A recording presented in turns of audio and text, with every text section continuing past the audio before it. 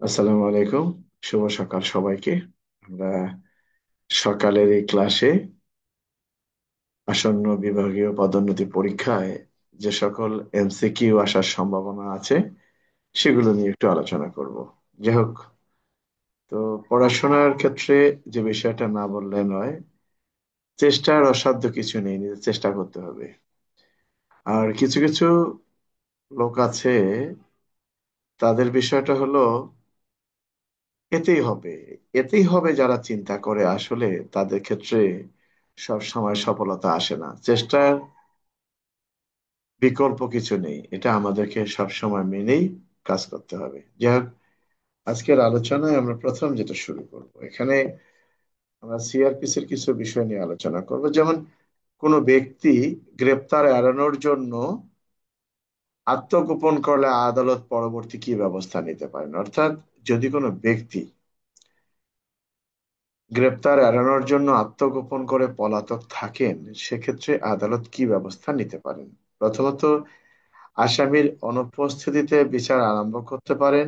দ্বিতীয়ত, হুলিয়া পরোয়ানা ইস্যু করতে পারেন। তৃতীয়ত, আসামিকে খালাস দিতে পারেন। চতুর্থ, মামলা খারিজ করতে পারেন। অর্থাৎ কোনো ব্যক্তি গ্রেপ্তার এড়ানোর জন্য পলাতক থেকে আত্মগোপন করে থাকলে আদালত কি ব্যবস্থা নিতে পারেন। আসামির অনুপস্থিতিতে বিচার কাজ শুরু করতে পারেন, না হুলিয়া পরোয়ানা ইস্যু করতে পারেন, না খালাস দিতে পারেন, কি করতে পারেন। স্যার, হুলিয়া পরানা ইস্যু বিয়ে করতে পারি করবেন। স্যার। হ্যাঁ, হুলিয়া পরোয়ানা এই জন্যই আসবে, এটা অনেকেই বুঝতে পারবে না, সবাই মনে করবে যে আসামির অনুপস্থিতিতে বিচার। কারণ পলাতক থাকলে তো গ্রেপ্তারি পরোয়ানা দেয়, গ্রেপ্তারি পরোয়ানার পরে কি দেয়।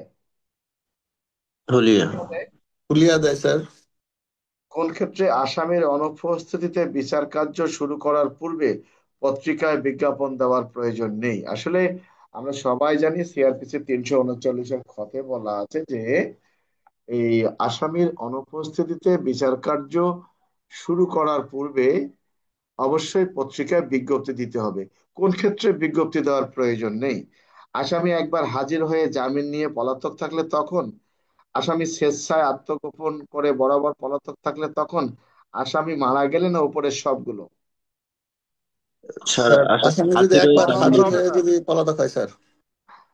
আসলে আসামি আত্মসমর্পণ করে হোক কিংবা পুলিশ কর্তৃক গ্রেপ্তার হয়ে হোক, যদি আসামিকে একবার কোর্টে প্রেরণ করা হয়, এরপর যদি আসামি জামিন নিয়ে পলাতক থাকেন, সেক্ষেত্রে আসামির অবর্তমানে মামলার বিচার কার্য পরিচালনা করার ক্ষেত্রে কোনো বিজ্ঞপ্তি দেওয়ার প্রয়োজন নাই।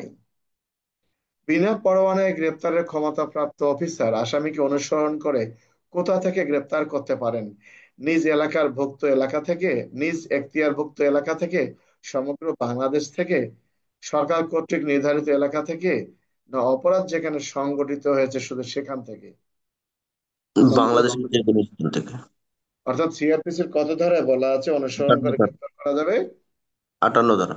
58 ধারায় জনসাধারণ পুলিশ এবং ম্যাজিস্ট্রেটকে সাহায্য করতে বাধ্য। বিষয়টি বাধ্যতামূলক, আদেশমূলক, নির্দেশমূলক কোনোটাই সঠিক না। এই শব্দটা কি, বাধ্যতামূলক, নির্দেশমূলক, না আদেশমূলক। বাধ্যতামূলক, জনসাধারণ পুলিশকে সাহায্য করতে বাধ্য, যেহেতু বাধ্যতামূলক। সাধারণ পুলিশকে বা ম্যাজিস্ট্রেটকে সাহায্য করতে বাধ্য, এটা 42 ধারায় উল্লেখ করা আছে, বাধ্যতামূলক। আচ্ছা, নিচের কোনটি পলাতক আসামির জন্য প্রযোজ্য। সমন, গ্রেপ্তারি পরোয়ানা, সতর্কীকরণ নোটিশ, সবগুলো। গ্রেপ্তারি স্যার, পরোয়ানা। গ্রেপ্তারি পরানা স্যার। আচ্ছা, পলাতক আসামির নামে গ্রেপ্তারি পরোয়ানা কতদিন পর্যন্ত বলবৎ থাকে।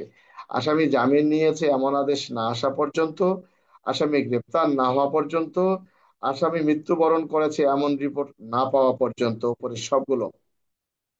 সবগুলো। এখানে সব সবগুলো স্যার। না স্যার, গ্রেপ্তার না হওয়া পর্যন্ত। গ্রেপ্তার না হওয়া পর্যন্ত, স্যার। এখানে দুটো জিনিস আসে, আসামি জামিন নিয়েছে এমন আদেশ থানায় না আসা, অর্থাৎ ম্যাজিস্ট্রেটের আদেশ না পাওয়া পর্যন্ত, আর গ্রেপ্তার, দুঃখিত, আসামি মৃত্যুবরণ করেছে, এটা সঠিক না। একটা হলো আসামি গ্রেপ্তার না হওয়া পর্যন্ত, আর একটা আসামি জামিন নিয়েছে এই আদেশ না আসা পর্যন্ত। কোনো ব্যক্তির মৃত্যুর কারণ নির্ণয়ের জন্য ফৌজদারি কার্যবিধির কোন ধারার বিধান অনুসারে লাশ তোলা হয়? 170, 176, 176-2, 174, কোনটা? 176-2। 176-2 স্যার। যে লাশ ইতিমধ্যে কবরস্থ করা হয়েছে তা তোলার বিধান কত ধারায় বলা আছে? 176 176-2। 2। দেখো, এই প্রশ্নগুলো কিন্তু আমাদের লিখিত আকারে অনেক ভাবে আসে। সেটা হলো যে আহ, একজন চৌকিদার গলায় রশি দিয়ে আত্মহত্যা করেছে মর্মে তার আত্মীয় স্বজন তাকে কবরস্থ করেছে। দীর্ঘদিন পর জানা যায় যে উক্ত চৌকিদার আত্মহত্যা করেনি, তাকে হত্যা করে আত্মহত্যার নাটক সাজিয়ে লাশটি কবরস্থ করা হয়েছে। এ ধরনের ঘটনায় করণীয় কি? হয়তো অনেকে লিখবে এ ধরনের ঘটনায় হত্যা মামলা রুজু হবে, এটা হবে সেটা হবে। না, প্রথমত এই কবর থেকে লাশ উত্তোলনের ব্যবস্থা গ্রহণ করতে হবে। সিআর কেস হলো পুলিশের নিকট এজাহার দায়েরের মাধ্যমে দায়েরকৃত মামলা, ম্যাজিস্ট্রেটের নিকট এজাহার দায়েরের মাধ্যমে মামলা, ম্যাজিস্ট্রেটের নিকট নালিশ দাখিলের মাধ্যমে দায়েরকৃত মামলা, পুলিশের নিকট নালিশ দাখিলের মাধ্যমে মামলা। কোনটা এটা? সিআর মানে ম্যাজিস্ট্রেটের কাছে নালিশ স্যার। নালিশ নালিশ দাখিলের মাধ্যমে রুজুকৃত মামলা। নালিশ কোথায় দাখিল করতে হয়? ম্যাজিস্ট্রেটের আদালত। নিকট স্যার। পুলিশের ডায়েরি কি? পুলিশের প্রতিদিনের কার্যক্রম সম্পর্কিত ডায়েরি, পুলিশের তদন্তের অগ্রগতি লিপিবদ্ধ করা ডায়েরি, থানাতে রাখা মফস্বল ডায়েরি। উপরের সবকটি। আর এখানে তদন্তের অগ্রগতি সংক্রান্ত ডায়েরি যেটা। পুলিশ ডায়েরি কাকে বলে? এটা কি আমাদের জেনারেল ডায়েরি হবে? 172 কেস ডায়েরি স্যার। কেস ডায়েরিটাই স্যার পুলিশের ডায়েরি স্যার। গ্রেপ্তারি পরোয়ানা কে বাতিল করতে পারেন? জেলা জজ, দায়রা জজ, থানার ভারপ্রাপ্ত কর্মকর্তা, যে আদালত পরোয়ানা ইস্যু করেছেন সেই আদালত। যে যে আদালত আদালত পরোয়ানা পরোয়ানা ইস্যু ইস্যু করেছে করেছেন স্যার। আদালত। বেআইনিভাবে আটক ব্যক্তিদের উদ্ধার করার জন্য ম্যাজিস্ট্রেট নিম্নলিখিত কোন ধরনের আদেশ দিতে পারেন? সমন জারি করতে পারেন, গ্রেপ্তারি পরোয়ানা জারি করতে পারেন, তল্লাশি পরোয়ানা জারি করতে পারেন, হুলিয়া জারি করতে পারেন। তল্লাশি পরোয়ানা 100 ধারায়। বেআইনি ভাবে আটক, যদি এরকম কখনো প্রশ্ন আসে যে আপনি একজন পুলিশ অফিসার, আপনি জানতে পারলেন একজন ব্যক্তিকে অন্যায়ভাবে আটক করে রাখা হয়েছে, তাৎক্ষণিকভাবে উদ্ধার না করলে তাকে হত্যা করতে পারে, আপনার করণীয় কি? আর তখন কি আমরা তাকে বিনা পরোয়ানায় তল্লাশি করে উদ্ধার করতে পারবো? না স্যার, অবশ্যই তল্লাশি আবেদন পরোয়ানা। করো স্যার, তল্লাশি করো। আবার যদি এই প্রশ্নে আসে যে আপনি ঊর্ধ্বতন কর্তৃপক্ষের আদেশ মান্য করতে গিয়ে তাকে তল্লাশি করে উদ্ধার করে থানায় নিয়ে আসেন, আপনার কাজের আইনসঙ্গত ব্যাখ্যা দিন। থানা নিয়ে চলে আসছে অলরেডি, তাহলে কি হবে? স্যার যদিও নিয়ে আসছে, তবে কাজটি আইন সিদ্ধ নয়, আমরা কারণ লিখবো যে আমি নিয়ে আসছি, এটা ঠিক আছে, কিন্তু আমার কাজটি আইনসঙ্গত হয় নাই, এবং যিনি আদেশ দিয়েছেন তার কাজটাও আইনসঙ্গত হয় নাই। নিয়ম চলে এই ধারা অনুসরণ করে তল্লাশি পরোয়ানা সংগ্রহ করো তো ওই ব্যক্তিটাকে উদ্ধার করা। বিষয়টা বুঝতে পারছো? জি স্যার। প্রশ্ন কিন্তু এরা পেশার নিয়ে প্রশ্ন পাবা, এটা কিন্তু চিন্তা করে দেখো। আচ্ছা, পলাতক ব্যক্তিকে সর্বনিম্ন কতদিনের মধ্যে হাজির হওয়ার নির্দেশ দিয়ে আদালত হুলিয়া জারি করতে পারেন? 7 দিন, 15 দিন, 14 দিন, না 20 দিন? হুলিয়া। বলিয়া 15 দিন স্যার। হুলিয়া তো না, এখন তো 30 দিনের মধ্যে না স্যার। 15 দিন হবে না 20 দিন হবে নতুন করে সংশোধনীতে? স্যার হুলিয়ার কথা এখানে স্যার সংশোধনীতে উল্লেখ নাই, তবে স্যার ওই এখানে তিনশো থাকা সর্বনিম্ন 20 উনচল্লিশে দিন। যেটা আছে ওটাই ধরে নিতে হবে। এখানে তো স্যার 30 দিনের মধ্যে স্যার, এটা তো দিনক্ষণ ঠিক আছে স্যার। সঠিক উত্তর 30 দিন আগে ছিল, কিন্তু এখন এটা তাহলে পরিবর্তন 20 দিন, হয়েছে। তাহলে 20 দিন হবে স্যার। যাই হোক, কোন আদালত পলাতক ব্যক্তির সম্পত্তি ক্রোকের আদেশ দিতে পারেন? জেলা ম্যাজিস্ট্রেট, নির্বাহী ম্যাজিস্ট্রেট, যে আদালত পলাতক ব্যক্তির জন্য হুলিয়া জারি করেছেন সে আদালত, না উপরের সবাই? যে যে আদালত আদালত হুলিয়া স্যার জারি ওই যে করেছে স্যার। পলাতক ব্যক্তির জন্য হুলিয়া জারি করছেন তার সে মানে আদালত। কে ক্রোকি পরোয়ানা ইস্যু করতে পারেন? তখন আমরা কি লিখবো? যে ম্যাজিস্ট্রেট ইস্যু করতে পারেন? না, আমরা লিখবো যে সিআরপিসির 88 ধারায় উল্লেখ করা আছে, 87 ধারা অনুযায়ী যে আদালত সংশ্লিষ্ট ব্যক্তির সম্পত্তি ক্রোক সংশ্লিষ্ট ব্যক্তিকে হাজির করার নিমিত্তে হুলিয়া ইস্যু করেছেন সেই আদালতেই ওই ব্যক্তির নামে ক্রকি পরোয়ানা ইস্যু করতে পারেন। এটা তো নাকি জি স্যার। সবাই তো পড়ে আসছে যে ক্রক বলতে কি বোঝেন, ক্রকি পরোয়ানা বলতে কি বোঝেন, কিন্তু প্রশ্ন দিয়েছে যে কে ক্রকি পরোয়ানা ইস্যু করতে পারেন। এখন কেউ যদি লেখে ম্যাজিস্ট্রেট, তা না, এখানে উত্তর জানতে চাচ্ছে যে আদালত হুলিয়া ইস্যু করেছিলেন সেই আদালতের কথা। বিষয়টা কি বুঝতে পারছো না বুঝে নাই? জি স্যার, বুঝছি স্যার। বুঝতে পারছি স্যার। গণ উৎপাত কোন অঞ্চলের জন্য প্রযোজ্য না? মেট্রোপলিটনের বাইরে, মেট্রোপলিটন এলাকায়, বিভাগীয় শহর এলাকায়? কোনটি সঠিক না, কোনটা? মেট্রোপলিটন মেট্রোপলিটন এলাকা। এলাকা। হ্যাঁ, গণ উৎপাত মেট্রোপলিটন এলাকায়। 144 ধারা জারি করা যায় মানুষের জীবন বিপন্ন হওয়ার আশঙ্কা থাকলে তখন, পরিস্থিতি খুবই জরুরি এবং জটিল হলে তখন, গণশান্তি বিঘ্নিত হলে তখন, উপরের সবগুলো। স্যার এছাড়া তো স্যার সবগুলো হবে জনস্বার্থ আবার। হ্যাঁ, জনস্বার্থে শান্তি ভঙ্গ এবং পরিস্থিতি খারাপ ধারণ করলে তখন। ফৌজদারি কার্যবিধির 154 ধারার বিষয়বস্তু কি? পুলিশের নিকট আমলযোগ্য অপরাধের তথ্য প্রদান, পুলিশের নিকট আমল অযোগ্য অপরাধের তথ্য প্রদান, পুলিশের নিকট আমল অযোগ্য অপরাধের তথ্য প্রদান ও তদন্ত, পুলিশের নিকট আমল অযোগ্য অপরাধের তথ্য প্রদান, আমলযোগ্য অপরাধের তথ্য প্রদান ও তদন্ত, কোনটা? পুলিশের নিকট আমলযোগ্য অপরাধ মানে আমলযোগ্য অপরাধ সম্পর্কে তথ্য প্রদান। তদন্ত হবে না, কিন্তু যদি আসতো যে সিআরপিসির 155, যেমন পরেরটা আছে, সিআরপিসির 155 ধারার বিষয়বস্তু কি? পুলিশের নিকট আমলযোগ্য অপরাধের তথ্য প্রদান, পুলিশের নিকট আমল অযোগ্য অপরাধের তথ্য প্রদান, পুলিশের নিকট আমলের অযোগ্য অপরাধের তথ্য প্রদান এবং তদন্ত, পুলিশের নিকট আমল অযোগ্য অপরাধের তথ্য প্রদান, আমলযোগ্য অপরাধের তথ্য প্রদান এবং তদন্ত, কোনটা? আমলের মানে অযোগ্য তথ্য আমলের প্রদান অযোগ্য এবং অপরাধের কর্তব্য। তথ্য প্রদান এবং তদন্ত। সিআরপিসির 154 ধারার বক্তব্যটা হলো আমলযোগ্য অপরাধের তথ্য প্রদান। আর সিআরপিসির 155 ধারায় দুটি বিষয় এখানে দেয়া যাবে, আমলের অযোগ্য অপরাধের তথ্য প্রদান এবং তদন্ত। কারণ সিআরপিসির 155 ধারায় আমলের অযোগ্য অপরাধের তদন্তের কথা উল্লেখ করা আছে। জিআর কেস কি? পুলিশের নিকট দায়েরকৃত মামলা, ম্যাজিস্ট্রেটের নিকট দায়েরকৃত মামলা, নালিশের মাধ্যমে দায়েরকৃত মামলা, এজাহারের মাধ্যমে পুলিশের নিকট দায়েরকৃত মামলা, কোনটা এটা? নালিশের মাধ্যমে দায়েরকৃত। নালিশের মাধ্যমে দায়েরকৃত মামলা স্যার। আরে জিআর কেস নালিশের হয় কেমনে? না স্যার জিয়ার জিয়া মামলাটা কাসের পুলিশ পুলিশের স্যার। নিকট স্যার, এটা এজাহার। পুলিশের নিকট দায়েরকৃত মামলা। এজাহারের মাধ্যমে পুলিশের নিকট দায়েরকৃত মামলা। এজাহার দেওয়ার পর থানায় যে মামলা হয়, শোনো, আমাদের অনেকেই জানে না, তোমরাও হয়তো জানো না, যারা কোর্টে চাকরি করে তোমাদেরও কতটুকু জ্ঞান আছে জানি না।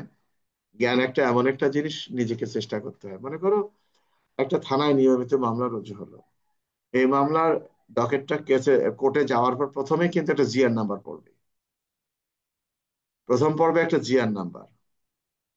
এই মামলাটা যখন চার্জশিট হবে বা সিআর মিসে গেলে আবার আলাদা সিআর মিস নাম্বার পড়বে। এটা যখন ট্রায়ালে, ট্রায়াল কোর্টে বদলি করা হবে, যদি স্পেশাল ট্রাইব্যুনাল মামলা হাতে এসটি নাম্বার পড়বে সেখানে যাওয়ার পর। আর হত্যা বা মাদকের ধারায় যদি মামলা হয় বা ডাকাতি মামলা হয়, তাহলে এটা দায়রা মামলা নাম্বার পড়বে। আবার এই কোর্টের যে মামলাগুলো কোর্টে নালিশ করলে সেটা সিআর নাম্বার পড়বে। আসলে মামলাটা পরবর্তীতে বোঝানোর জন্য বিভিন্ন আদালতে বিভিন্ন আহ নাম্বার পড়ায়। আবার দেখা যায় একই মামলার প্রথমে একটা নাম্বার, পরবর্তীতে ওই কোর্টে গেলে আর একটা নাম্বার হয়। এরকম একই মামলার 8টা 10টা নাম্বার হয়। তো এখানে কথাটা যেটা হলো যে পুলিশের নিকট যে এজাহারটা দেয়া হয় এই সংক্রান্তে যে মামলাটা রেকর্ড হয়, এটি জিআর মামলা। যাই হোক, পুলিশ অফিসারের তদন্ত রিপোর্ট কত প্রকার? 4 প্রকার, 5 প্রকার, 2 প্রকার, 1 প্রকার? 2 প্রকার স্যার। দুই প্রকার। প্রকার। আচ্ছা, আমরা তো এটা আগে আলোচনা করেছিলাম যে একটা অপরাধ। যাই হোক, পুলিশ হেফাজতে কোনো ব্যক্তি আত্মহত্যা করেছে মর্মে থানার ভারপ্রাপ্ত কর্মকর্তার সংবাদ পেলে সুরতহাল সম্পূর্ণ করার জন্য কাকে তিনি জানাবেন? নির্বাহী ম্যাজিস্ট্রেটকে ম্যাজিস্ট্রেটকে, স্যার। জুডিশিয়াল ম্যাজিস্ট্রেটকে, পুলিশ সুপারকে, না সিভিল সার্জনকে? নির্বাহী স্যার ম্যাজিস্ট্রেট। নির্বাহী ম্যাজিস্ট্রেটকে স্যার। নির্বাহী ম্যাজিস্ট্রেটকে। আমলযোগ্য অপরাধ প্রতিরোধ করাই পুলিশের দায়িত্ব বলে বিবেচিত সিআরপিসির কত ধারায়? 148, 496, 149, 150? 149 একশো স্যার। উনপঞ্চাশ স্যার। আচ্ছা, জামিনযোগ্য অপরাধের ক্ষেত্রে জামিন দিতে পারেন আদালত, জেলা ম্যাজিস্ট্রেট, পুলিশ, আদালত বা পুলিশ? আদালত বা পুলিশ। স্যার আদালত বা আদালত পুলিশ বা স্যার। Police sir. নিচের কোনটি কেস ডায়েরির অংশ না? এমি, সাক্ষ্যের জবানবন্দি, স্কেচ ম্যাপ, সুরতহাল রিপোর্ট? এমি। এমি। তার মানে এমিটা কেস ডায়েরির অংশ নয়। এই তো। আচ্ছা, কয়েকজন পুলিশ অফিসার কোনো বিশেষ অপরাধ সংগঠন করেছে বলে স্বীকার করতে বাধ্য করার জন্য খকে নিপীড়ন করেন? পেনাল কোড অনুযায়ী কোন ধারায় অপরাধ? পেনাল কোডের 330, 331, 332, 333? 330 স্যার। 330 স্যার। 330। পেনাল কোডের 304 ধারায় নিন্দনীয় অর্থাৎ নরহত্যার সর্বোচ্চ শাস্তি কি? যাবজ্জীবন কারাদণ্ড, মৃত্যুদণ্ড, 10 বছরের সশ্রম কারাদণ্ড? কোনোটি না, কোনটা? 10 বছর হবে স্যার। 10 বছরে স্যার। 304 ধারার সর্বোচ্চ শাস্তি মৃত্যুদণ্ড, সুযোগ না, দুঃখিত, যাবজ্জীবন কারাদণ্ড। 304-এর সর্বোচ্চ শাস্তি যাবজ্জীবন কারাদণ্ড। পরে দেখো, অপরাধজনক নরহত্যার শাস্তি কি? সর্বোচ্চ যাবজ্জীবন। পেনাল কোড অনুযায়ী অপরাধমূলক ভাবে সম্পত্তি আত্মসাৎ করা হলো কয় প্রকার? 2 প্রকার, 3 প্রকার, 5 প্রকার? অপরাধমূলক ভাবে সম্পত্তি আত্মসাৎ করানো হলো 2 প্রকার। পেনাল কোড 410 ধারায় কত প্রকারের সম্পত্তিকে চোরাই সম্পত্তি হিসেবে উল্লেখ করা হয়েছে? 3 প্রকার, 5 প্রকার, 4 প্রকার, 6 প্রকার? কোনটা? 5 প্রকার স্যার। 5 প্রকার। হ্যাঁ, 5 প্রকার। 5 প্রকার। 5 না 6 দেখো তো, তুমি দেখো ওখানে, আমরা দেখি, কারণ 410 ধারা তো, আমাদের তো ভুল হতে পারে।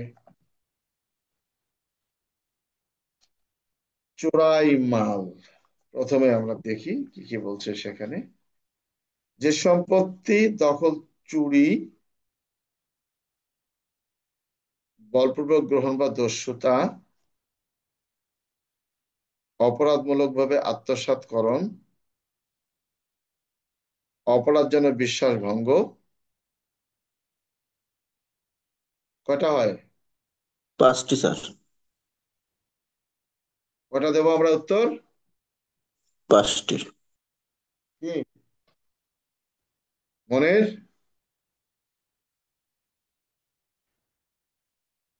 কয়টা?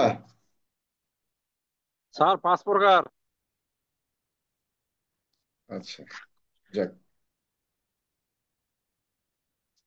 পেনাল কোড 149 ধারার অপরাধে দণ্ডিত হলে আসামির সংখ্যা হতে হবে কমপক্ষে 2 জন, 5 জন, 3 জন, না 7 জন? 5 জন। কমপক্ষে 5 জন 5 জন। স্যার। কমপক্ষে 5 জন, অর্থাৎ 5 জনের নিম্নে কোনো অবস্থাতেই বেআইনি সমাবেশ যেহেতু হয় না, সেহেতু 5 জন হবে।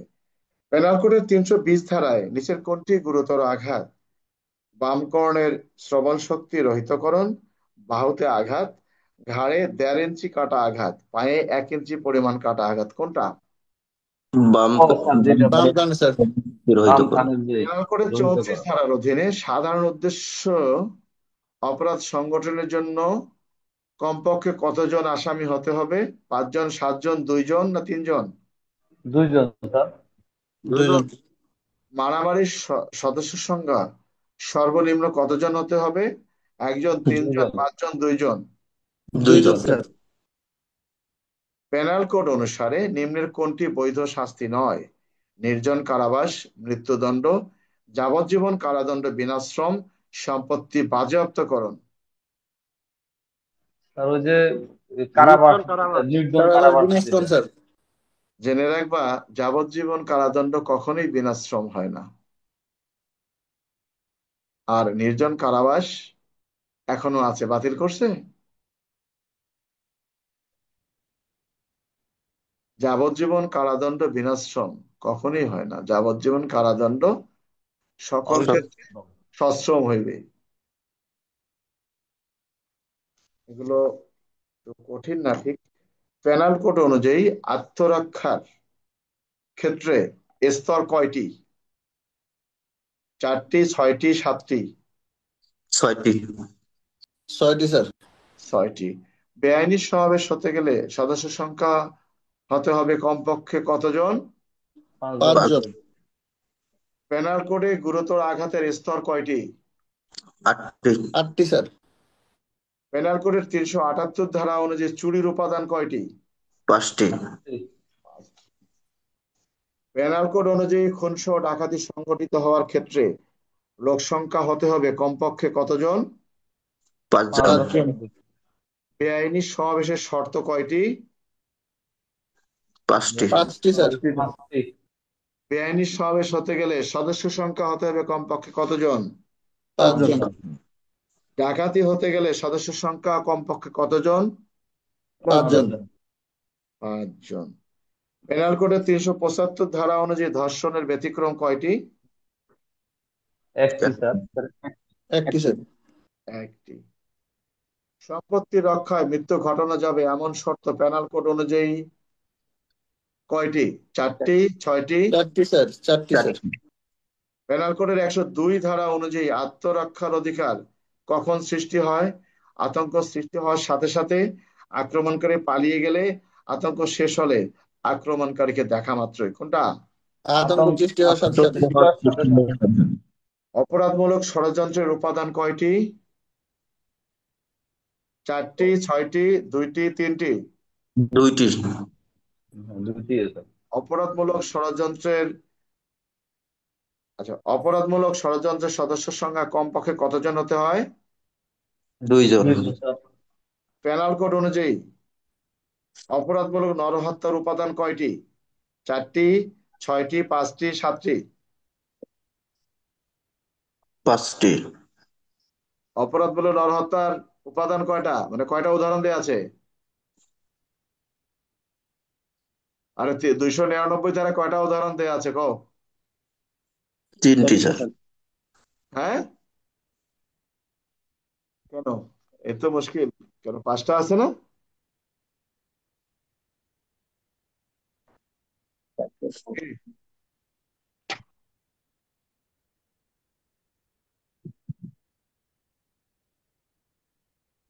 আমরা দেখি কয়টা উদাহরণ দেয়া উদাহরণ আছে। 3টে দেয়া আছে স্যার।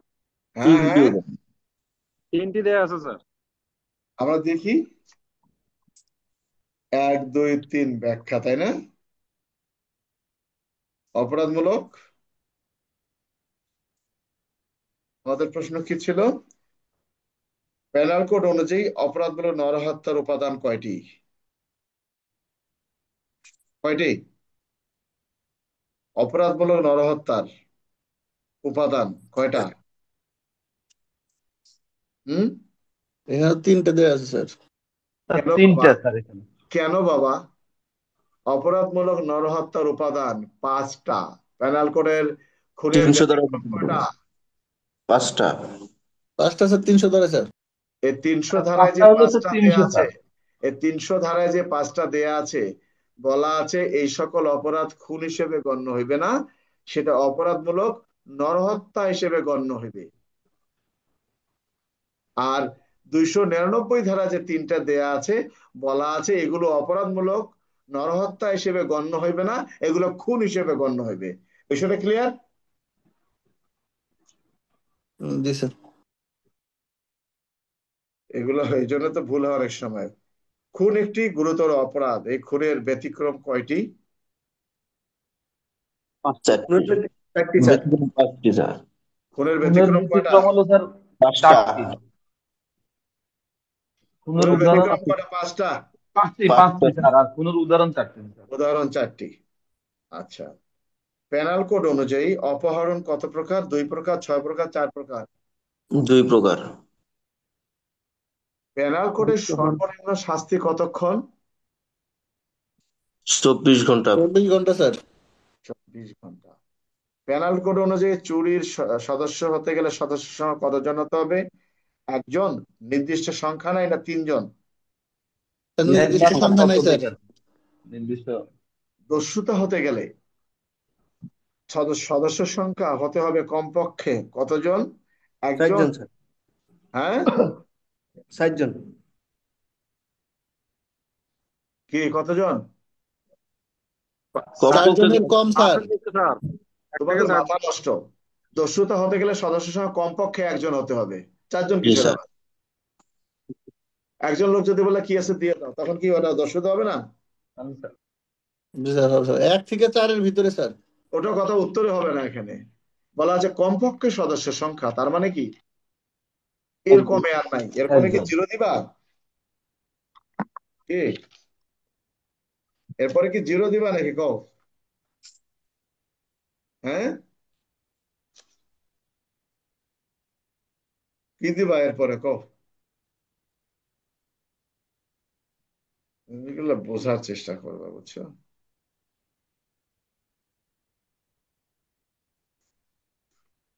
আমাদের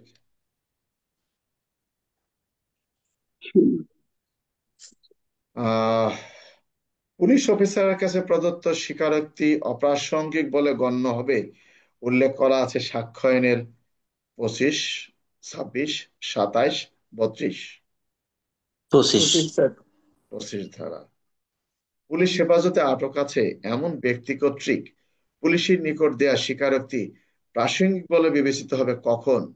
স্বীকারোক্তি আদায়কালে কিছু উদ্ধার না হলে তখন, স্বীকারোক্তি প্রদানের সময় ম্যাজিস্ট্রেট উপস্থিত থাকলে তখন, আদালতে স্বীকারোক্তি প্রদানকালে, প্রাণ ভয়ে কিছু বললে, কিছু স্বীকার করলে। কোনটা?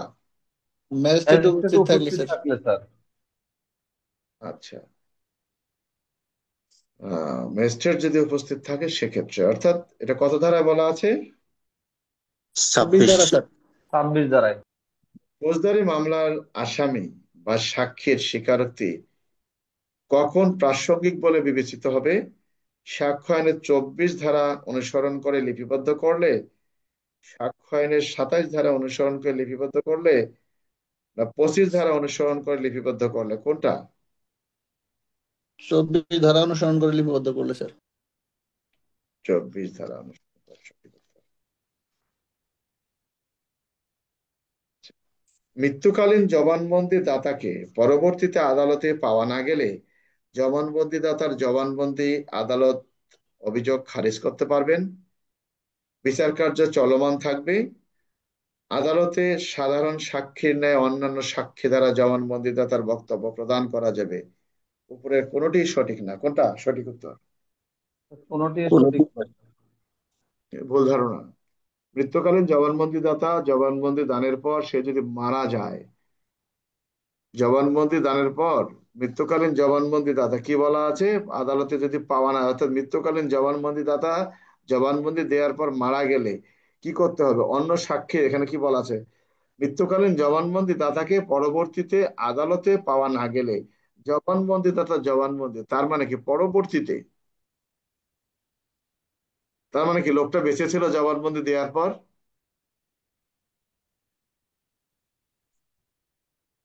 এটা জেনে রাখবা। এই বিষয়টা হলো অন্য সাক্ষীর সমর্থন দ্বারা তার এই বক্তব্যটাকে আদালতে প্রমাণ করা যাবে। তা এগুলো প্যাসের জিনিস, এগুলো তো যে বারের বারের জন্য এগুলো। আচ্ছা, ফৌজদারি মামলায় অভিযুক্ত একজন অপরাধের স্বীকারোক্তি কখন অপর একজন আসামির বিরুদ্ধে প্রমাণ করা যায়? নিজেকে ও অন্যকে জড়িয়ে স্বীকারোক্তি দিলে, আদালতে প্রমাণ করলে, শুধুমাত্র অন্যকে জড়িয়ে স্বীকারোক্তি দিলে, বাদীকে জড়িয়ে স্বীকারোক্তি দিল? কখন? অর্থাৎ মানে নিজেকে এক- অন্য নিজেকে কেসের জড়িয়ে জন্য। অন্যদেরকে। একজন অভিযুক্ত ব্যক্তির স্বীকারোক্তি কখন তার সহযোগী আসামিদের বিরুদ্ধে আদালতে ব্যবহার করা যায় বা প্রমাণ করা যায়? এটা কত ধারা? 30 ধারা। স্যার 30 ধারা। কোনো ব্যবসায়িক কারণে বা অন্য কোনো বিষয়ে হিসাবের খাতায় লিপিবদ্ধ করা লেখনীয় প্রাসঙ্গিক সম্পর্কে উল্লেখ করা আছে সাক্ষ্য আইনের কত ধারায়? 36, 34 ধারা স্যার। 35। 34 ধারায়, অর্থাৎ ব্যবসায়িক লেনদেনের ক্ষেত্রে। মৃত্যু বা 33। নিখোঁজ, মৃত্যু বা নিখোঁজ এমন ব্যক্তির পূর্ববর্তী জবানবন্দি আদালতে প্রাসঙ্গিক কত ধারায়? 32 ধারায়, 33 ধারায়, 31 ধারায়? 33 ধারা স্যার। হ্যাঁ, 33 ধারা স্যার। 33 দুটাই মৃত্যুবাণী। হবে। 32। 32, 33 দুটাই হবে। ফৌজদারি অপরাধের ক্ষেত্রে পুলিশ অফিসারের নিকট প্রদত্ত স্বীকারোক্তি আদালতে গ্রহণযোগ্য না কত ধারায়? 25 ধারায়, 24 ধারায়, 26 ধারায়? উপরে 25। ভালো করে বোঝো। ফৌজদারি অপরাধের ক্ষেত্রে পুলিশ অফিসারের নিকট প্রদত্ত স্বীকারোক্তি আদালতে গ্রহণযোগ্য না কত ধারায়? 25, 24, 26, উপরের সবগুলো কোনটা? উপরে সবগুলো স্যার এখানে। কারণ এখানে ম্যাজিস্ট্রেটের কথা বলা হয়নি, উপরের সবগুলোই হবে। এটা বুঝতে হবে। জেনারেল ডায়েরি, কেস ডায়েরি, হাসপাতালের রেকর্ড, জন্ম মৃত্যু রেজিস্টার, এফআইআর, অনলাইনে প্রাপ্ত এজাহার প্রাসঙ্গিকতা সম্পর্কে আলোচনা করা হয়েছে সাক্ষ্য আইনে কত ধারায়? 25, 35 স্যার। 35। 35। 35। আচ্ছা, খসড়া মানচিত্র সূচি কত ধারায় প্রাসঙ্গিক? 36। 36 ধারা স্যার। বিশেষজ্ঞের মতামত, হস্তলিপির বিশারদ, হস্তলিপি বিশারদ, আঙ্গুলাক বিশারদ, চিকিৎসা সনদ প্রাসঙ্গিক কত ধারায়? 45 স্যার এখানে। 45। মৃত্যুকালীন ঘোষণাকারী যদি বেঁচে যায় তাহলে জবানবন্দির কি হবে? ঘোষণা গ্রহণযোগ্য হবে, ঘোষণা গ্রহণযোগ্য হবে না, ঘোষণাযোগ্য বাতিল হবে? উপরে সবগুলো কোনটা? মৃত্যুকালীন ঘোষণা, ভালো করে বোঝো, ভালো করে বোঝো, মৃত্যুকালীন ঘোষণা প্রদানকারী যদি বেঁচে যায় তাহলে মৃত্যুকালীন ঘোষণা প্রদানকারীর পরিণতি কি হবে? এটি মৃত্যুকালীন ঘোষণা হিসেবে গ্রহণযোগ্য হবে না, এটাই জানতে চাচ্ছে। প্রমাণের দায়িত্ব কত ধারায় উল্লেখ করা আছে? 102, 103, 101, 107? 101 স্যার। প্রমাণের দায়িত্ব কার? যে কত ব্যক্তি ধারা? হেরে গেল। যে ব্যক্তি দাবি করবেন স্যার। আর নির্দিষ্ট বিষয়ে প্রমাণের দায়িত্ব কত ধারায়? 103। 103। আচ্ছা, আইন অনুযায়ী যে সকল ব্যক্তিকে যোগ্য সাক্ষী হিসেবে গণ্য করা হয়েছে তা উল্লেখ করা আছে কত ধারায়? 121, 118, 119, 120? 118। 118। লোকে বলে বোবার নাকি কোনো শত্রু নাই। বোবার যে সাক্ষ্য দিতে পারে, আইন অনুযায়ী বোবার সাক্ষ্য কোন ধরনের সাক্ষ্য রূপে আদালতে গ্রহণযোগ্য? প্রত্যক্ষ মৌখিক। সাক্ষ্য, মৌখিক সাক্ষ্য, দালিলিক সাক্ষ্য, কোনটা? মৌখিক মৌখিক সাক্ষ্য। সাক্ষ্য আইন 119 কি বলা আছে? বোবা বা যে ব্যক্তি কথা বলতে পারেন না সে ইশারা ইঙ্গিতে কিছু বললে এ ধরনের বক্তব্যটা কোন সাক্ষ্য হিসেবে গণ্য হবে? মৌখিক সাক্ষ্য। মৌখিক সাক্ষ্য হিসেবে। স্বামী স্ত্রী উভয়ে একে অপরের জন্য সাক্ষ্য দেওয়ার যোগ্য দেওয়ানি মামলা এবং ফৌজদারি মামলায় বিষয়টি উল্লেখ করা আছে সাক্ষ্য আইনে কত ধারায়? 121, 133, 120, 120 স্যার।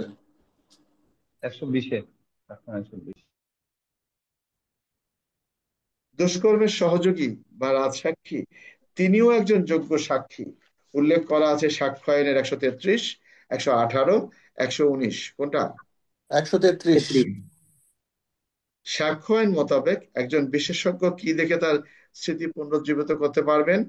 প্রেসকৃত সম্পর্কিত পুস্তক, আইন বই, দলিল, পুলিশ রিপোর্ট। ভালো করে স্যার, বোঝো, সাক্ষ্য আইন মোতাবেক একজন বিশেষজ্ঞ কি দেখে তার স্মৃতি পুনরুজ্জীবিত করবেন? প্রেসকৃত দলিল স্যার, সে যেটা প্রেস করছে আর কি। পেশকৃত দলিল, গুড। এলিবাই বা আসামের অজুহাত সাক্ষ্য এনে কোন ধারায়? 11। 11 ধারা স্যার। এক- 11 11 ধারা। ধারা। 11 ধারায় কি বলা আছে? আসামির অজুহাত। কোন কাজটি একজন পুলিশ সদস্যের করা আইনসঙ্গত না? কোনো অনুষ্ঠানে চাঁদা আদায় করা, প্রত্যহ রোল কলে হাজির থাকা, ঊর্ধ্বতন কর্তৃপক্ষের বৈধ আদেশ পালন করা, সময় মতো ডিউটিতে মোতায়েন হওয়া। কোনটা? চাঁদা চাঁদা আদায়। আদায় করা করা। স্যার। চাঁদা আদায় করা। কোন কাজটি পুলিশ বাহিনীর সদস্যদের করা আইনসঙ্গত নয়? সরকারের নীতির সমালোচনা করা, সরকারের কাজের প্রশংসা করা, সময় মতো ডিউটিতে মোতায়েন হওয়া। কোনটা? সরকারি সরকারের নীতির নীতির সমালোচনা সমালোচনা করা স্যার। করা। কোন কাজটি করা পুলিশ বাহিনীর উভয় সদস্যের জন্য লঙ্ঘন? টাকা ধার দেয়া, ধার নেয়া, বেতন থেকে কিছু টাকা গরিব অসহায়কে দান করা, অপরাধীদের গ্রেপ্তার করা। কোনটি? টাকা টাকা ধার ধার দিয়ে দেয়া। দেওয়া নেওয়া। কোন কাজটি করতে গেলে একজন পুলিশ সদস্যকে ডিআইজি সাহেবের অনুমতি নিতে হয়? দ্বিতীয় বিবাহ করতে গেলে, মুদির ব্যবসা চালু করতে গেলে, প্রকাশ্য নিলামে ক্রয় করতে গেলে। কোনটা? প্রকাশ্য নিলামি স্যার। নিলাম। ও, বিধি অনুযায়ী প্রকাশ্য নিলাম। সহকারী সাব ইন্সপেক্টর কখন মামলা তদন্ত করতে পারেন? অনিবার্য কারণে থানায় সাব ইন্সপেক্টর উপস্থিত না থাকলে তখন, অফিসার ইনচার্জের কাছের মানুষ হলে তখন, গ্রেপ্তারি পরোয়ানা সবচেয়ে বেশি তামিল করলে তখন, সাহসী বা অনি- দক্ষ বলে বিবেচিত হলে। অনিবার্য কারণে যদি স্যার অনিবার্য কারণ বশত না স্যার। থাকে। ভোক্তার উপস্থিত না ন্যায় থাকলে। সমাবেশ ছত্রভঙ্গ করার ক্ষেত্রে কোন পদের কর্মকর্তা মহানগর এলাকায় সামরিক শক্তি আহ্বান করতে পারেন? Police police police commissioner. Commissioner. Commissioner sir. Police commissioner. আগ্নেয়াস্ত্র ব্যবহারকালে কমান্ডারের দায়িত্ব কি? জনসাধারণ ও পুলিশ সদস্যদের সতর্ক করা, দেখা মাত্র গুলি করার নির্দেশ দেয়া, যত ইচ্ছা গুলি চালনা করার আদেশ দেয়া। কোনটা? স্যার জনসাধারণ দায়িত্ব এবং পুলিশকে হুঁশিয়ার করা স্যার। জনসাধারণকে সতর্ক। বিধি অনুযায়ী কোন এজাহার বিধি অনুযায়ী কোন এজাহার এফআইআর বইতে লিপিবদ্ধ করা যাবে? ধর্তব্য অপরাধ সম্পর্কে লিখিত বা মৌখিক বক্তব্য দিলে, অধর্তব্য অপরাধ সম্পর্কে মৌখিক বক্তব্য দিলে, অধর্তব্য অপরাধ সম্পর্কে লিখিত বক্তব্য দিলে। কোনটা সঠিক না? ধর্তব্য ধর্তব্য অপরাধ অপরাধ সম্পর্কটা সংরক্ষণের দিলে, লিখিত সংবাদ দেয়। এজাহার দিলে। কোনটি হইচই বিজ্ঞাপনের আওতায়? মামলার আসামি গ্রেপ্তার, লুণ্ঠিত মালামাল উদ্ধার, ঘটনার প্রেক্ষিতে চিৎকার করে অন্য পুলিশ স্টেশনের নিকট সাহায্য প্রার্থনা, উপরের সবগুলো। কোনটা? সবগুলো। সবগুলো স্যার। কোন মামলায় ব্রিফ ইস্যু করা হয়? যে মামলায় অভিযোগপত্র দাখিল করা হয়নি এ ধরনের মামলায়, যে মামলা তদন্ত শেষে অভিযোগপত্র দাখিল করা হয়েছে এ ধরনের মামলায়, যে মামলায় চূড়ান্ত রিপোর্ট দাখিল করা হয়েছে এ ধরনের মামলায়। কোনটা? যেগুলো তদন্ত শেষে অভিযোগপত্র দাখিল করেছে। চার্জশিট না দিলে কিভাবে ব্রিফ তৈরি করবে? ফাইনাল রিপোর্টে তো আর ব্রিফ তৈরি করে না, করে কি? করে নাকি মনির? জি না স্যার। আচ্ছা, পুলিশ সুপার বিভাগীয় ছোটখাটো ভুল ত্রুটি কিভাবে নিষ্পত্তি করবেন? আদার লিলুম প্রথম খণ্ডে উপস্থাপন করে, আদার লিলুম দ্বিতীয় খণ্ডে উপস্থাপন করে, যে কোনো একটিতে উপস্থাপন করে। কোনটা? প্রথম খণ্ড অবস্থান। প্রথম খণ্ড স্যার। আসলে পিআরবি 893-তে স্পষ্ট করে উল্লেখ করা আছে ছোটখাটো ত্রুটি বিচ্যুতি গুলো পুলিশ সুপার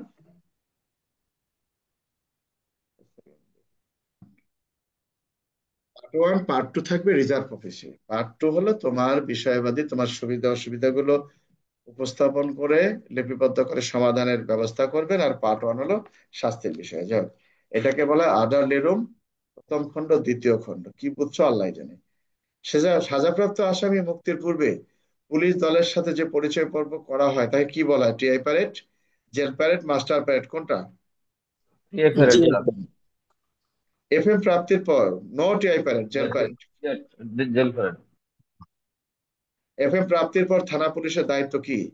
জেনারেল ডায়েরিতে নোট করা, খতিয়ান রেজিস্টারে নোট করা, ম্যাজিস্ট্রেটের নিকট প্রেরণ করে, না জেলা ম্যাজিস্ট্রেটের নিকট প্রেরণ করা। কোনটা? খতিয়ান রেজিস্টারে খতিয়ান নোট করা। রেজিস্টার লিপিবদ্ধ করা স্যার। পেলে খতিয়ান রেজিস্টারে লিপিবদ্ধ করতে হবে। কেস ডায়েরিতে কি কি বিষয় উল্লেখ থাকে? থানায় কখন সংবাদটি এসেছে, কোন সময় তদন্ত আরম্ভ শেষ করেছেন, তিনি কোন কোন স্থান পরিদর্শন করেছেন। কোনটা? সবগুলো স্যার। সবগুলো স্যার এখানে। সবগুলো। আচ্ছা, নিম্নের কোন ব্যক্তি মৃত্যুকালীন ঘোষণা লিপিবদ্ধ করার ক্ষমতাবান? যে কোনো পুলিশ অফিসার, ম্যাজিস্ট্রেট, হাসপাতালের চিকিৎসক, উপরে সবাই? সবাই সবাই। স্যার। সবাই। আচ্ছা, একটা নির্দিষ্ট ঘটনা প্রমাণের জন্য কতজন সাক্ষীর জবানবন্দির প্রয়োজন? নির্দিষ্ট সংখ্যা অনির্দিষ্ট নাই স্যার। সংখ্যক। নির্দিষ্ট সংখ্যক সাক্ষীর প্রয়োজন নেই। আচ্ছা, বুঝতে পারছি। ধর্তব্য অপরাধ সংক্রান্ত মামলার ঘটনাস্থলে, আচ্ছা এটা বাদ দাও। কোন ধরনের মামলায় এমই দাখিল করতে হয়? গুরুতর প্রকৃতির যে কোনো মামলায়, হত্যা মামলায়, সকল চুরি মামলায়, সবগুলো? কোনটা এমই এখানে দাখিল করতে হয়? সবগুলো এখানে স্যার। নো, এমই সবগুলোই দাখিল গুরুত্বপূর্ণ মামলায়। গুরুত্বপূর্ণ। কোন ধরনের মৃত্যু সংক্রান্ত শ্রোতার প্রতিবেদন তৈরি করা আইনসঙ্গত না? স্বাভাবিক। স্বাভাবিক মৃত্যুর ক্ষেত্রে, জন্মগ্রহণকালে, হত্যা করলে, অপমৃত্যুর ক্ষেত্রে, সবগুলো? স্বাভাবিক স্বাভাবিক মৃত্যু। মৃত্যুর ক্ষেত্রে স্যার। স্বাভাবিক মৃত্যুর ক্ষেত্রে। কোন ধরনের আসামির হাত করা পড়ানো আইনসঙ্গত না? মহিলা আসামি হলে, শিশু আসামি হলে, অতিবৃদ্ধ আসামি হলে, সবগুলো? সবগুলো। সবগুলো। সবগুলো স্যার। ময়না তদন্তের রিপোর্ট কে প্রস্তুত করবে? ম্যাজিস্ট্রেট, ডাক্তার, পুলিশ, উপরে সবাই? ডাক্তার ডাক্তার। স্যার। ডাক্তার। সুরতহাল রিপোর্ট কে প্রস্তুত করবে? ম্যাজিস্ট্রেট, ডাক্তার, পুলিশ, আইনজীবী? Police sir. পুলিশ। এখানে পুলিশ হবে, আর যদি পুলিশ হেফাজত থাকতে হলে ম্যাজিস্ট্রেট হবে, জেনে রাখো। আহ কোন মৃত্যুর সুরতহাল প্রতিবেদন তৈরি করা কালে পুলিশের জন্য আইনসঙ্গত না? এক, পুলিশ হেফাজতে কোনো ব্যক্তি মারা গেলে, কোনো ব্যক্তি কাউকে হত্যা করলে, বিষ পানে কোনো ব্যক্তি আত্মহত্যা করলে, গলায় রশি দিয়ে আত্মহত্যা করলে, কোনটা? অর্থাৎ পুলিশ প্রত্যেক পুলিশ হেফাজত। হেফাজতে কোনো পুলিশ ব্যক্তি মারা হেফাজতে গেলে। কোনো ব্যক্তি পুলিশ মারা হেফাজতে গেলে। স্যার। আচ্ছা, এক্সপ্রেস লেটার কোন পদের কর্মকর্তা ইস্যু করতে পারেন? সংশ্লিষ্ট থানা ডিউটি অফিসার, মামলা তদন্তকারী কর্মকর্তা, officer incharge? Officer officer. Incharge. কে করবেন? Officer officer incharge. স্যার। একজন থানার এএসআই এর প্রধান দায়িত্ব কোনটি? মামলা তদন্তকারী অফিসার এসআই এর তদন্ত কাজে সাহায্য করা, অফিসার ইনচার্জের নির্দেশে ডিউটি করা, ভিসিএনপি লিপিবদ্ধ করা, অধর্তব্য অপরাধ সংক্রান্ত বিষয়ে তদন্ত করা, কোনটা? স্যার একজন সার্টিফিকেটে সাহায্য করা স্যার। সহায়তা করা। কোন কাজটি থানার এএসআই পদের নিম্নে কোন অফিসার দ্বারা করানো আইনসঙ্গত না? অপমৃত্যু সংক্রান্তে মৃত ব্যক্তির সুরতহাল প্রতিবেদন প্রস্তুত করা, অফিসার ইনচার্জের অনুপস্থিতিতে থানার ভারপ্রাপ্ত কর্মকর্তা দায়িত্ব পালন করা, সরকারি চাকরি প্রার্থীদের ভেরিফিকেশন রোল। সরকারি চাকরিতে ভেরিফিকেশন রোল করা। আইন ও বিধি অনুযায়ী কোন পদের পুলিশ অফিসারের নামে কমন সার্টিফিকেট ইস্যু হয়? কনস্টেবল হতে সাব ইন্সপেক্টর পদমর্যাদার, এসআই হতে পুলিশ পরিদর্শক পদমর্যাদার, এসআই হতে এসআই পদমর্যাদার, উপরের সবগুলো? কোনটা? কনস্টেবল। কনস্টেবল থেকে স্যার। Sub inspector. সরকার কর্তৃক সর্বলিখিত জেনারেল ডায়েরিতে মোট কত পৃষ্ঠা থাকে? 200 পৃষ্ঠা। 200 পৃষ্ঠা স্যার। জেনারেল ডায়েরি কয়টায় খুলতে হয়, কয়টায় বন্ধ করতে হয়? প্রত্যহ 8টায়। 8টায় খুলতে হয়, 8টায় বন্ধ করতে হয়। ধন্যবাদ। কারো কিছু বলার থাকলে সংক্ষেপে বলতে পারো। স্যার। হ্যাঁ, স্যার এই সিআরপিসি 200 এবং 190 ধারা স্যার, এই দুটো কিরকম এগুলো কোশ্চেন রাতে হতে আলাপ পারে করবো, স্যার? এখন সময় নেই। নিজে ভালো করে বোঝো, 200 ধারা হলো নালিশ। তুমি আদালতে গিয়ে তোমার জবানবন্দি দিলে আদালত এটাকে লিপিবদ্ধ করে মামলা কার্যক্রম শুরু করতে পারবেন। আর 190 ধারা হলো তুমি যে চার্জশিট দিচ্ছ, এই চার্জশিটটা আদালত আমলে নেওয়ার অধিকারী। তোমার পুলিশ রিপোর্টটা, ওখানে বলা আছে আদালত সরাসরিও নিতে পারে, পুলিশ রিপোর্টের মাধ্যমেও নিতে পারে। বিষয়টা বুঝতে পারছো? জি স্যার, বুঝতে পারছি স্যার। আর কারো কিছু? যাই হোক, রাত্রিকালীন ক্লাসে যথাসময়ে চলে আসো। সবাই ভালো থাকো। পরীক্ষা তোমাদের, তোমাকেই পড়তে হবে, তোমাকেই চেষ্টা করতে হবে। স্যার ওই আমি যে সিআরপিসির সংশোধনীটা নিয়ে একটু আলোচনা হ্যাঁ, করবেন রাতে স্যার। করবো এটা। এই সংশোধনী রাত্রে আলোচনা হবে। সিআরপিসি সংশোধনী, সাইবার নিরাপত্তা, এরপরে তোমার আরো আছে তোমার নারী শিশুর, এগুলো নিয়ে রাত্রে আলোচনা করতে হবে। স্যার ওই স্যার সরকারি কর্মচারীকে একটু বলবেন। সরকারি চাকরি আইনটা হ্যাঁ, স্যার ইয়ে করা হয়নি স্যার। অর্থাৎ যত সংশোধনী আছে সেগুলো নিয়ে রাত্রে আমরা আলোচনা করব। তো সবাই ভালো থাকো। ধন্যবাদ। নিজে চেষ্টা করো, নিরাশ হওয়ার কিছু নেই। আর যারা অপেক্ষায় আছে যে আমাদের আরো এখানে ওই 4,000 প্রমোশন দিয়ে দিবে, এই চিন্তা করে যারা পড়ছে না তাদের কিন্তু ক্ষতি হবে। তো ভালো থাকো সবাই, ধন্যবাদ।